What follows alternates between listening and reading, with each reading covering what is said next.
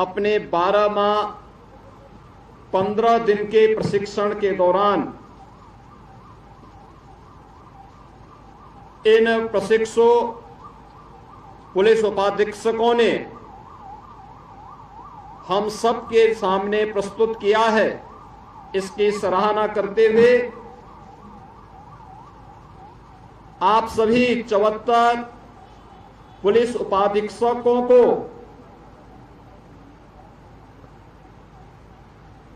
दुनिया के सबसे बड़े पुलिस बल, सिविल पुलिस बल का हिस्सा बनाने के लिए हृदय से बधाई देते हुए आप सबको भी मैं अपनी मंगलमय शुभकामनाएं देता हूं। आप सबने इस दौरान अपने परिश्रम, लगन और मनोयोग से सफलतापूर्वक अपना प्रशिक्षण पूरा किया है। आपकी सफलता के लिए आपके माता पिता, अभिभावक, अन्य मित्रों, सहयोगियों और अकादमी के प्रशिक्षकों का योगदान सराहनीय रहा है। इसके लिए भी मैं उन सभी का हृदय से अभिनंदन करता हूं। मुझे बताया गया है कि प्रशिक्षण के दौरान प्रशिक्षुओं को अंतः कक्षीय प्रशिक्षण के अंतर्गत कानून व्यवस्था, विधि, मानवाधिकार, साइबर क्राइम, पुलिस रेगुलेशन, विधि विज्ञान, भाषा ज्ञान इत्यादि से जुड़े हुए विभिन्न विषयों के बारे में जहां अध्ययन कराया गया, वहीं साथ ही साथ 1 जुलाई 2024 से 3 नए कानून, भारतीय न्याय संहिता 2023, भारतीय नागरिक सुरक्षा संहिता 2023, भारतीय साक्ष्य अधिनियम 2023 के रूप में इन नए कानूनों के बारे में भी प्रशिक्षण इन सभी प्रशिक्षुओं को उपलब्ध करवाया गया। हम सब जानते हैं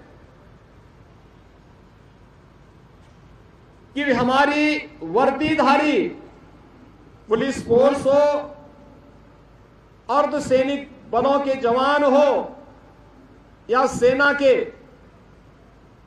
उनके प्रशिक्षण के बारे में एक बात बहुत ही स्पष्टता से कही जाती है कि प्रशिक्षण के दौरान जितना अधिक पसीना बहेगा,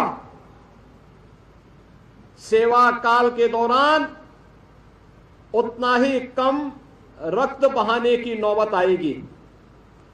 और 12 माह 15 दिन का आपका ये प्रशिक्षण एक चुनौतीपूर्ण दायित्व का निर्वहन करने की दिशा से आपको इसलिए भी गौरवान्वित करेगा, न केवल देश के अंदर बल्कि पूरी दुनिया के अंदर सबसे बड़े पुलिस बल का हिस्सा आप बनने जा रहे हैं। इसके लिए आप सबके मन में गर्व की अनुभूति होनी चाहिए। इसके लिए मैं आप सबका हृदय से बधाई देता हूं, आपका अभिनंदन भी करता हूं। आदरणीय प्रधानमंत्री जी ने स्मार्ट पुलिसिंग की एक अवधारणा दी है।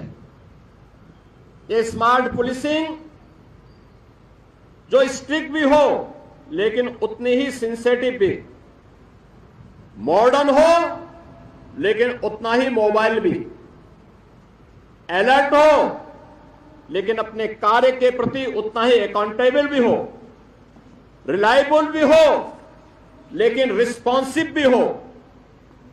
टेक्नो सेवी एंड ट्रेंड हो।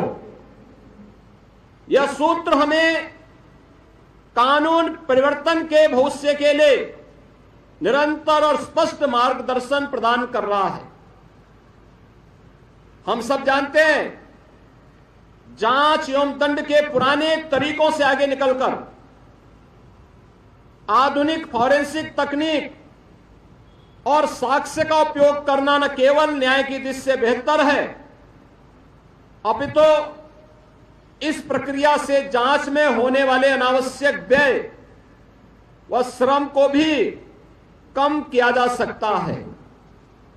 इसी के दृष्टिगत लखनऊ में Uttar Pradesh state institute of forensic sciences की स्थापना भी की गई है।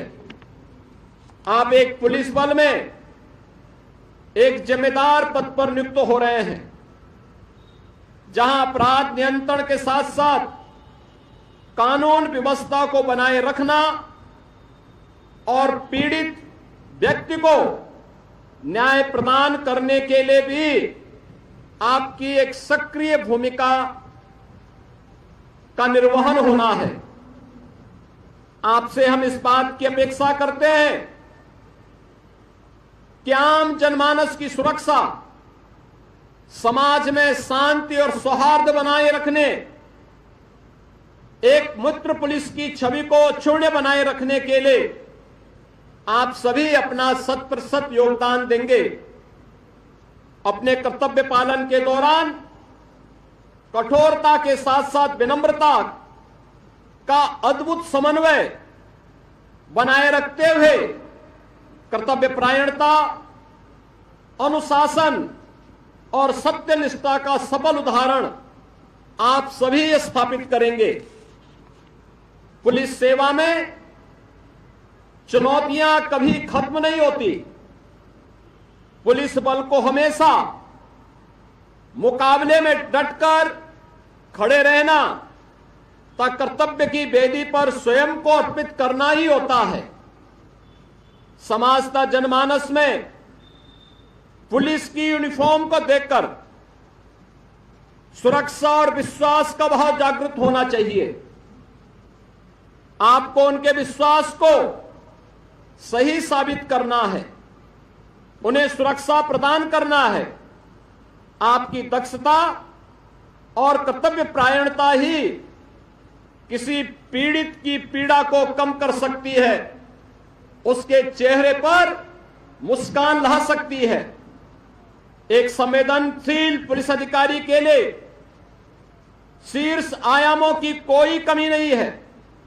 यदि वह चाहे तो अपने आचरण से जनमानस की कसौटियों पर खड़ा उतरते हुए अपने कर्तव्य निष्ठा तथा ईमानदारी से उदाहरण प्रस्तुत कर सकता है।